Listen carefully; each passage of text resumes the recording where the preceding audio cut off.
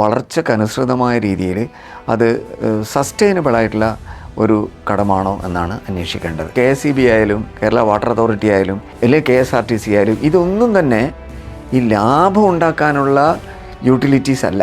കിഫ്ബിയുടെ അസറ്റ് ഇവർ കാണുന്നേ ഇല്ല, കിഫ്ബിയുടെ ബാധ്യത മാത്രമാണ് കാണുന്നത്. കോർപ്പറേറ്റ് ക്യാപിറ്റലിസത്തെ കേരളത്തിൽ വാഴിക്കുക എന്ന് പറയുന്ന ഒരു ലക്ഷ്യം. കോർപ്പറേറ്റ് ക്യാപിറ്റലിസത്തിൻ്റെ കൂടെ ഹിന്ദുത്വം കടന്നു വരും.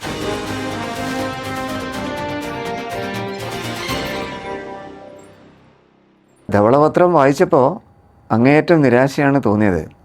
കാരണം നമ്മൾ ധവളപത്രത്തിൽ വളരെയധികം കാര്യങ്ങൾ പ്രതീക്ഷിക്കുന്നുണ്ട്. സ്വാഭാവികമായിട്ടും കേരളത്തിൻ്റെ ഈ സാമ്പത്തിക ആരോഗ്യം എങ്ങനെയായിരുന്നു, കഴിഞ്ഞ 10 വർഷത്തെ അവസ്ഥ എന്താണ്, അതിന് മുന്നിൽ ഭരിച്ച സർക്കാരിൻ്റെ കാലത്തുണ്ടായിരുന്ന അവസ്ഥ എന്താണ് എന്നൊക്കെയുള്ള കാര്യങ്ങൾ നമ്മൾ ഒരു ധവളപത്രത്തിൽ പ്രതീക്ഷിക്കുന്നുണ്ട്. മാത്രമല്ല പറയുന്ന കാര്യം ആ അർത്ഥത്തിൽ ഒട്ടും ശരിയുമല്ല. അതിൻ്റെ കാഴ്ചപ്പാട്, അതിൻ്റെ സമീപനം അത് അങ്ങേയറ്റം തെറ്റുമാണ്. അപ്പോൾ ഇങ്ങനെയൊക്കെ വരുമ്പോഴത്തേക്കിലും സ്വാഭാവികമായിട്ടും ധവളപത്രം നമ്മളെ നിരാശപ്പെടുത്തുന്ന ഒരു കാര്യമാണ്. അതാണ് ഒരു പ്രധാനപ്പെട്ട കാര്യം പറയാനുള്ളത്. മറ്റൊരു കാര്യം, ഈ സർക്കാർ അധികാരത്തിൽ വരുന്നതിന് മുമ്പേ കുറേ കാര്യങ്ങൾ പറഞ്ഞിരുന്നു. അതായത് ഈ നികുതി കുടിശ്ശിക 25,000 കോടിയോളം ഉണ്ട്, അത് പിരിച്ചെടുക്കും. അല്ലെങ്കിൽ സ്വർണത്തിൻ്റെ GST ഇനത്തിൽ 15,000 കോടിയോളം അത് പിരിച്ചെടുക്കും. അല്ലെങ്കിൽ IGSTയുടെ കാര്യത്തിൽ കുറേ കോടികൾ. അപ്പോൾ സ്വാഭാവികമായിട്ടും ധവളപത്രത്തിൽ നമ്മൾ പ്രതീക്ഷിക്കുമല്ലോ ഇതൊക്കെ ഉണ്ട് എന്ന്. പക്ഷേ അതൊന്നുമില്ല. മറ്റൊരു കാര്യം, ഈ തെരഞ്ഞെടുപ്പിന് മുമ്പേ കുറേ വാഗ്ദാനങ്ങൾ പറഞ്ഞിട്ടുണ്ട്, ഇന്ദിരാ ഗ്യാരണ്ടി പോലെയുള്ള സംഭവങ്ങൾ.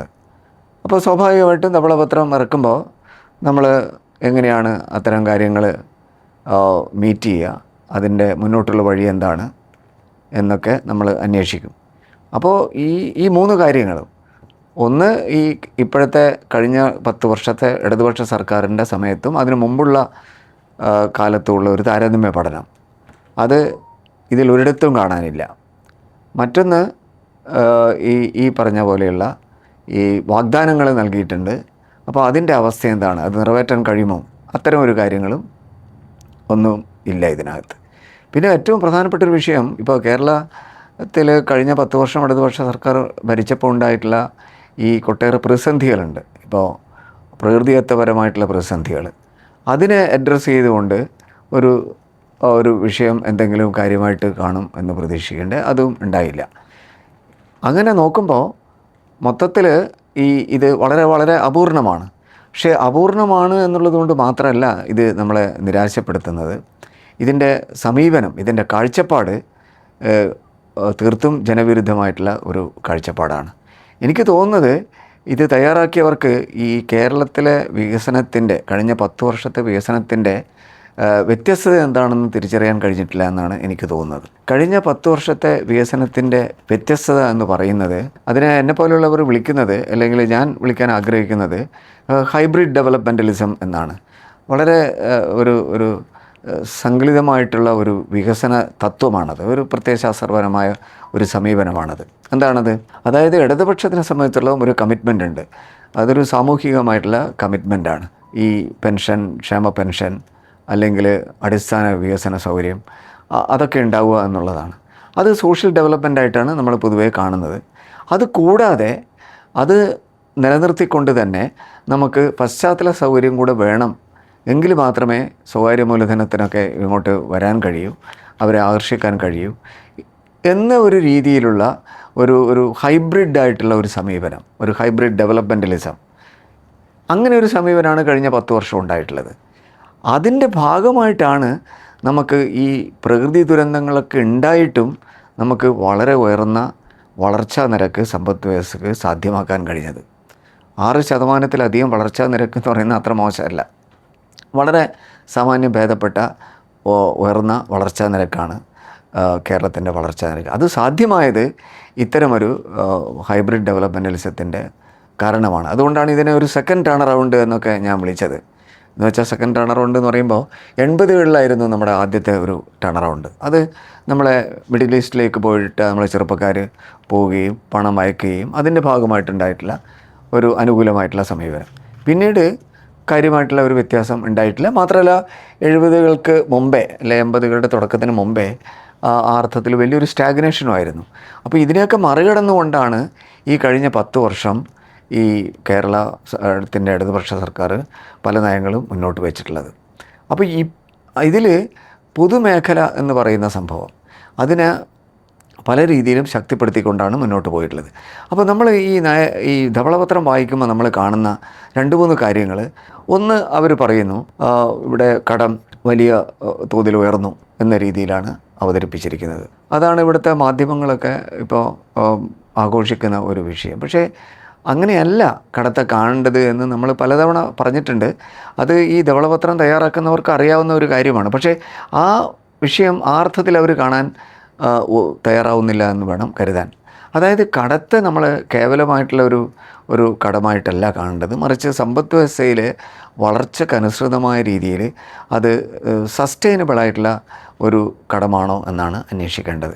അങ്ങനെ വരുമ്പോൾ സസ്റ്റൈനബിൾ ആണെന്ന് മാത്രമല്ല ആ നിരക്ക് വളരെയധികം കുറച്ച് കൊണ്ടുവരാൻ കേരള സർക്കാരിന് കഴിഞ്ഞിട്ടുണ്ട് എന്നുള്ളതാണ്. ഉദാഹരണത്തിന് ഈ കോവിഡിൻ്റെയൊക്കെ പശ്ചാത്തലത്തിൽ അതിന് തൊട്ട് മുമ്പുള്ള ഈ പ്രകൃതി ദുരന്തം, പിന്നെ അതിന് ശേഷമുള്ള കോവിഡ്, ഇതിൻ്റെയൊക്കെ ഭാഗമായിട്ട് ഞാൻ നേരത്തെ പറഞ്ഞിട്ടുള്ള സോഷ്യൽ കമ്മിറ്റ്മെൻറ്റ് കുറക്കാൻ കഴിയാത്തത് കൊണ്ട് തന്നെ നമ്മൾ കടം കൂടുതൽ എടുക്കേണ്ടി വന്നിട്ടുണ്ട്. പക്ഷേ അതേസമയം തന്നെ എക്കണോമിക് ആക്ടിവിറ്റീസ് നമുക്ക് വേണ്ട രീതിയിൽ ഊർജ്ജസ്വലതയോടെ മുന്നോട്ട് കൊണ്ടുപോകാൻ കഴിഞ്ഞിട്ടില്ല. അപ്പോൾ സ്വാഭാവികമായിട്ടും ഈ അനുപാതം, അതായത് കടവും ഈ GSDP ആഭ്യന്തര ഉൽപ്പാദനം തമ്മിലുള്ള അനുപാതം നമുക്ക് അനുകൂലമായിരുന്നില്ല. അതുകൊണ്ടാണ് ആ സമയത്ത് 39-40% വർദ്ധിച്ചത്. പക്ഷേ കഴിഞ്ഞ കുറച്ച് വർഷം മുമ്പേ അത് 37% കുറച്ച് കൊണ്ടുവരാൻ കഴിഞ്ഞു. ഈ അടുത്ത കാലത്ത് അത് 33.2% കുറച്ച് കൊണ്ടുവരാൻ കഴിഞ്ഞു. ഇതൊന്നും ആ അർത്ഥത്തിൽ കണക്കിലെടുക്കാതെ വളരെ ഏകപക്ഷീയമായിട്ട് എന്തോ ഇത് വളരെ കൂടുതലാണ് എന്ന രീതിയിലാണ് ഈ ഒരു മെസ്സേജ് ഈ റിപ്പോർട്ടിൽ പോയിട്ടുള്ളത്. അത് വളരെ അങ്ങേയറ്റം ദുഃഖകരമാണ്. പ്രത്യേകിച്ചും വളരെ എഡ്യൂക്കേറ്റഡ് ആയിട്ടുള്ള മെമ്പർമാരാണ് അതിലിരിക്കുന്നത്. അവരെടുക്കുന്ന അങ്ങനെയല്ല അത് പ്രതീക്ഷിക്കുന്നത്. കാരണം ഡെറ്റ് GDP റേഷ്യോ അങ്ങനെ വായിക്കാനേ പാടില്ല. അവർ വായിച്ച രീതിയിലേ വായിക്കാൻ പാടില്ല എന്ന് വിശ്വസിക്കുന്ന ഒരാളാണ് ഞാൻ. അത് ലോക ചരിത്രം അങ്ങനെയാണ് കാണിക്കുന്നത്. മാത്രമല്ല ഇങ്ങനെ എടുക്കേണ്ടി വരാൻ വേറൊരു കാര്യം കൂടിയുണ്ട്. അതിന് കാരണമെന്ന് പറയുന്നത് തീർത്തും സംസ്ഥാന വിരുദ്ധമായിട്ടുള്ള കേന്ദ്രത്തിൻ്റെ നിലപാടുകളാണ്. അവിടെയാണ് നമ്മൾ മനസ്സിലാക്കേണ്ട ഒരു കാര്യം. ഈ നേരത്തെ കിട്ടിക്കൊണ്ടിരുന്ന, ഇപ്പോൾ 2021 കിട്ടിയിരുന്ന റവന്യൂ ഡെഫിസിറ്റ് ഗ്രാൻറ്റ്, അത് എത്രയാണ്, 21,000 കോടിയോളം കിട്ടിയതാണ് അന്ന്. കഴിഞ്ഞ വർഷം കിട്ടിയത് 7,000 കോടിയാണ്. അപ്പോൾ എന്തൊരു കുറവാണ് വന്നിരിക്കുന്നതെന്ന് ആലോചിച്ച് നോക്കൂ. അപ്പോൾ ഇതൊന്ന് സൂചിപ്പിച്ച് പോകുന്നുണ്ട്, കേന്ദ്രത്തിൻ്റെ സമീപനത്തിൽ മാറ്റം വരണമെന്ന രീതിയിൽ സൂചിപ്പിച്ച് പോകുന്നുണ്ടെങ്കിലും അടിസ്ഥാനപരമായി കേരളത്തിൻ്റെ ഈ സാമ്പത്തിക ഞെരുക്കത്തിൻ്റെ കാരണം ഇതാണ് എന്ന് രീതിയിൽ അവതരിപ്പിക്കുന്നില്ല. മാത്രമല്ല അവർ ഉന്നയിച്ച ഈ ഡെറ്റ് GDP റേഷ്യോ, ഈ അനുപാതം ഉണ്ടല്ലോ, അത് കൂടുതലാണ്, അത് തന്നെ അതിൻ്റെ ഉത്തരവാദിത്വം യഥാർത്ഥത്തിൽ ഇതാണ് എന്ന രീതിയിൽ അവതരിപ്പിക്കുന്നില്ല. അപ്പോൾ ഇങ്ങനെ വരുമ്പോഴത്തേക്കിലും ഈ കേന്ദ്ര സർക്കാരിൻ്റെ ഈ സംസ്ഥാനത്തിൻ്റെ ആസൂത്രണത്തെ അട്ടിമറിക്കുന്ന, എന്തുകൊണ്ടാണ് സംസ്ഥാനത്തിൻ്റെ ആസൂത്രണം അട്ടിമറിക്കുന്നതെന്ന് പറയുന്നത്, കേരളത്തിൻ്റെ ഒരു വികസന ചരിത്രം ഡിഫറൻ്റാണ്. അതുകൊണ്ടാണല്ലോ കേരള മോഡൽ എന്ന് നമ്മൾ വിളിക്കുന്നത്. അപ്പോൾ കേരള മോഡലിൻ്റെ ഒരു അന്തസത്ത മനസ്സിലാക്കാതെ അതിന് വിരുദ്ധമായിട്ടുള്ളൊരു സമീപനം കേന്ദ്ര സർക്കാർ കഴിഞ്ഞ കുറേ വർഷമായിട്ട് എടുക്കുന്നു എന്ന ഒരു കാര്യം, അതിൻ്റെ ഗൗരവത്തിൽ ഈ റിപ്പോർട്ട് തയ്യാറാക്കിയവർ എടുക്കുന്നില്ല എന്നുള്ളത് വളരെ ദൗർഭാഗ്യകരമായിട്ടുള്ള ഒരു കാര്യമാണ്. ഇങ്ങനെ വരുമ്പോൾ സംഭവിക്കുന്ന ഒട്ടേറെ പ്രശ്നങ്ങളാണ്. ഇവർ പിന്നീട് പറഞ്ഞു വരുന്നു, എന്താണ്, ഇതിനൊക്കെ പരിഹാരമായിട്ട് നമ്മൾ പൊതുമേഖലയെ സ്വകാര്യവൽക്കരിക്കണം. അപ്പോൾ സ്വാഭാവികമായിട്ടും പൊതുമേഖലയെ അർത്ഥത്തിൽ അങ്ങനെ സ്വകാര്യവൽക്കരിക്കുക എന്നുള്ളതല്ലല്ലോ ഇടതുപക്ഷ നയം. മാത്രമല്ല ഇപ്പോൾ KSEB ആയാലും കേരള വാട്ടർ അതോറിറ്റി ആയാലും അല്ലെങ്കിൽ KSRTC ആയാലും ഇതൊന്നും തന്നെ ഈ ലാഭം ഉണ്ടാക്കാനുള്ള യൂട്ടിലിറ്റീസ് അല്ല. അതവർ തിരിച്ചറിയണം. അതാണ് കേരളത്തിൻ്റെ വികസനത്തിൻ്റെ ഈ അന്തസത്ത ഉൾക്കൊള്ളാതെയാണ് ഇവർ ഈ റിപ്പോർട്ട് തയ്യാറാക്കിയിരിക്കുന്നത് എന്നുള്ളതാണ് വിഷയം. അതുതന്നെയാണ് ഈ നമ്മുടെ VD സതീശൻ മുഖ്യമന്ത്രിക്കും പറ്റുന്ന ഒരു അബദ്ധം എന്നാണ് എനിക്ക് തോന്നുന്നത്. കേരളത്തിൻ്റെ വികസനത്തിൻ്റെ ഒരു രീതി, അതിൽ ചില മാറ്റങ്ങൾ വേണം, സ്വാഭാവികമായിട്ടും വേണം. അത്തരം മാറ്റങ്ങൾ നമ്മൾ ചെയ്തിട്ടുണ്ട്. ഉദാഹരണത്തിന് പൊതുമേഖലകൾ, ഒട്ടേറെ പൊതുമേഖലകൾ ലാഭത്തിലാക്കാൻ നമുക്ക് കഴിഞ്ഞിട്ടുണ്ട് കഴിഞ്ഞ കുറേ വർഷത്തിനകം. പക്ഷേ എന്ന് കരുതി പൊതുമേഖലകൾ ലാഭം ഉണ്ടാക്കാനുള്ള ഒരു ഉപാധിയാണ് എന്ന രീതിയിൽ, അപ്പോൾ ഇപ്പോൾ മുഖ്യമന്ത്രിയൊക്കെ പറയുന്നത് എന്താണ്, ഫെസിലിറ്റേറ്റർ മാത്രമായാൽ മതി എന്നാണ്.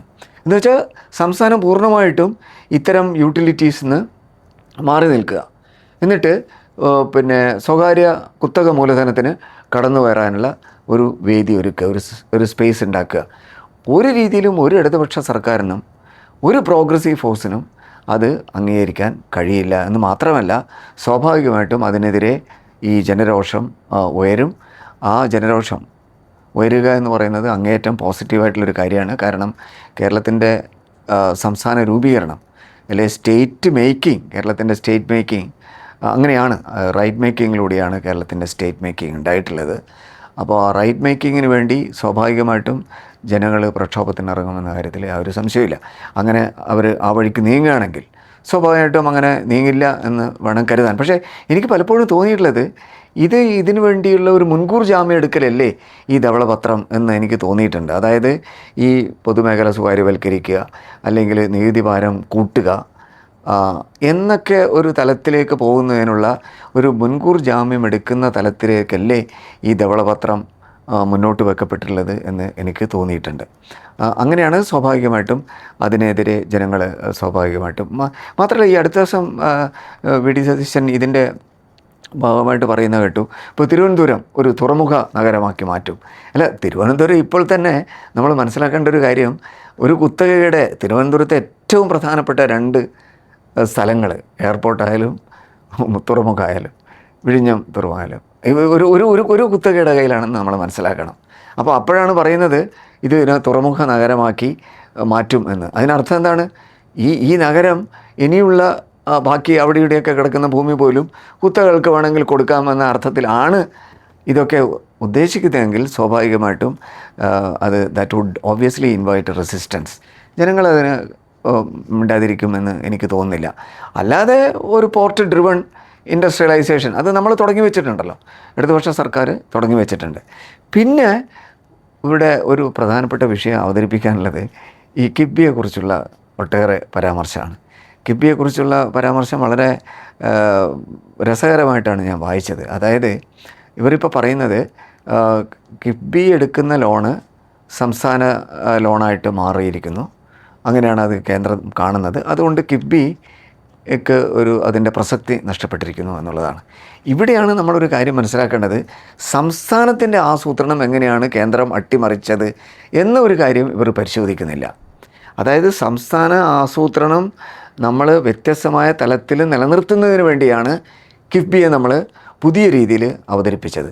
കിഫ്ബി എന്ന് പറയുന്നത് ഒരു എക്കണോമിക് സ്ട്രാറ്റജിയാണ്. എന്തുകൊണ്ടാണ് നമ്മൾ എക്കണോമിക് സ്ട്രാറ്റജിയിലേക്ക് പോയത്? നമ്മൾ പോയത് സംസ്ഥാനത്തിൻ്റെ സാമ്പത്തിക അധികാരങ്ങൾ കേന്ദ്രം കൈയടക്കി എന്നുള്ളതാണ് ഒരു യാഥാർത്ഥ്യം. അത് GSTയിലൂടെയാണ് അത് തുടങ്ങി വെച്ചത്. GSTയിലൂടെ തുടങ്ങി വെച്ചു. പിന്നെ പലതരത്തിലുള്ള സെൻട്രൽ സെക്ടർ സ്കീംസ് അതിലും കൈവച്ചു. നേരത്തെ 90% അവരെടുത്തിരുന്നത് പിന്നെ അത് 70%, പിന്നെ 60%. അങ്ങനെ നമ്മുടെ ബാധ്യത കൂട്ടിക്കൊണ്ടേയിരുന്നു. അങ്ങനെ പലതരത്തിലും കേരളത്തിൻ്റെ അല്ലെങ്കിൽ സംസ്ഥാനങ്ങളുടെ സാമ്പത്തിക സ്വാതന്ത്ര്യത്തെ ഞെരുക്കുന്ന ഒരു പശ്ചാത്തലം ഉണ്ടായപ്പോൾ നമ്മൾക്ക് സ്വതന്ത്രമായിട്ട് വർക്ക് ചെയ്യണം. നമ്മൾക്ക് നമ്മുടെ ഇമാജിനേഷൻ അനുസരിച്ചിട്ട് കേരളത്തിൽ ലോകത്തിലെ ഏറ്റവും ശ്രദ്ധ നേടുന്ന ഒരു സംസ്ഥാനമാണ് കേരളം, നമുക്കറിയാം. അതിൻ്റെ കണക്കുകളേക്കൊന്നും പോകാതിരിക്കുന്നതാണ് ഭേദം. കാരണം മൾട്ടി ഡയമെൻഷണൽ പോവർട്ടി എന്ന് പറയുന്ന ഇത് അഖിലേന്ത്യാ ശരാശരിയേക്കാളും കേരളത്തിൻ്റെതും കമ്പയർ ചെയ്യാനേ ഒക്കില്ല. കേരളം എന്ന് പറയുന്ന 1% കുറവാണ്. അപ്പോൾ ഒന്ന് ആലോചിച്ച് നോക്കൂ, ഇന്ത്യയിലത് അടുത്ത കാലം വരെ 25ആയിരുന്നു. അപ്പോൾ ആ വ്യത്യാസം നമുക്ക് മനസ്സിലാവും. ഇങ്ങനെയൊക്കെ എടുക്കുമ്പോഴത്തേക്കിലും കേരളവും ഇന്ത്യയും തമ്മിൽ ആ അർത്ഥത്തിൽ നമുക്ക് കമ്പയർ ചെയ്യാനേ പറ്റില്ല. പക്ഷേ കേരളം അങ്ങനെ അങ്ങ് മുന്നോട്ട് പോയിക്കൂടാ എന്ന ഒരു വാശിയാണ് കേന്ദ്രത്തിനുള്ളത് എന്നാണ് എനിക്ക് തോന്നുന്നത്. അതുകൊണ്ട് ഈ കിഫ്ബി എടുക്കുന്ന ലോണ് സംസ്ഥാന ലോണിൻ്റെ ഭാഗമാക്കി മാറ്റുകയും നിയമപരമായി RBIയുടെ റൂൾസിന് വിധേയമായിക്കൊണ്ട് നമ്മൾ എടുക്കുന്ന ലോണ് അതിൻ്റെ മുകളിൽ നിയന്ത്രണം ഏർപ്പെടുത്തുകയും ചെയ്തു. അങ്ങനെ വരുമ്പോഴത്തേക്കും സ്വാഭാവികമായിട്ടും, അല്ലാതെ കിഫ്ബി അതിൻ്റേതായിട്ടുള്ള ഒരു സ്ട്രക്ചർ കിഫ്ബിക്കുണ്ട്. എന്താണ് ആ സ്ട്രക്ചർ? അതിന് തന്നെ റവന്യൂ കണ്ടെത്താൻ കഴിയും. അപ്പോൾ ഇവർ ചോദിക്കുന്ന എവിടെയാണ് റവന്യൂ കണ്ടെത്തുന്ന കാര്യങ്ങളില്ലല്ലോ എന്നാണ്. അത് അങ്ങനെ ആവശ്യപ്പെടുന്ന ഒരു രീതി നമ്മൾ മനസ്സിലാക്കേണ്ടത് ഈ ഈ ഈ സമ്പദ് വ്യവസ്ഥയെക്കുറിച്ച് അവർക്ക് ഗ്രാഹ്യമില്ല എന്നുള്ളതാണ് നമ്മൾ മനസ്സിലാക്കേണ്ടത്. കിഫ്ബിയുടെ അസറ്റ് ഇവർ കാണുന്നേ ഇല്ല, കിഫ്ബിയുടെ ബാധ്യത മാത്രമാണ് കാണുന്നത്. കിഫ്ബിയുടെ ബാധ്യത കണ്ട് ഇവർ പറയാണ് ഇത് ഒരു തരത്തിലും തുറന്നു പോകാൻ പറ്റില്ല, ഇത് വലിയൊരു ബാധ്യതയായിട്ട് കേരളത്തിന് മാറിയിരിക്കുന്നുവെന്ന്. പക്ഷേ ഒന്ന് ആലോചിച്ച് നോക്കൂ, കിഫ്ബിയുടെ അസറ്റ് എടുക്കുകയാണെങ്കിൽ ഈ നമ്മൾ പറഞ്ഞു വരുന്ന ഇതുണ്ടല്ലോ, അതായത് capital expenditure as A proportion of total expenditure, അല്ലെങ്കിൽ ഈ ക്യാപെക്സ് നമ്മൾ മൂലധന ചെലവ് എന്ന് പറയാലോ, അത് മറ്റേ GSDPയുടെ ആഭ്യന്തര ഉൽപ്പാദനത്തിൻ്റെ ഒരു പങ്ക് എന്ന രീതിയിൽ, ഈ രണ്ട് രീതിയിലും കഴിഞ്ഞ 10 വർഷം വളരെയധികം വർദ്ധിപ്പിക്കാൻ കഴിഞ്ഞിട്ടുണ്ട്. ഇവരുടെ ഫിഗർ തെറ്റാണ്. 1.3 എന്നോ മറ്റാണ് ഇവർ പറയുന്നത്. ആ ഫിഗർ തെറ്റാണ്. Capex as A proportion of GSDP ആണെന്നാണ് എൻ്റെ ഓർമ്മ. ഇവർ പറയുന്നതല്ല ശരി. കാരണം ഈ രണ്ട് മേഖലയിലും, അതായത് LSGD ലോക്കൽ സബ് ഗവൺമെൻറ്റിൻ്റെ ആക്ടിവിറ്റീസിൻ്റെ ഭാഗമായിട്ടും കിഫ്ബിയുടെ ഭാഗമായിട്ടും വളരെയധികം വർധനവ് ഈ ക്യാപെക്സിൽ കേരളത്തിൽ ഉണ്ടായിട്ടുണ്ട്. അതിൻ്റെ കണക്കുകൾ വേണമെങ്കിൽ ഞാൻ കൊടുക്കാമല്ലോ, എൻ്റെ ചില പേപ്പർ കമൻസിൽ അതുണ്ട്.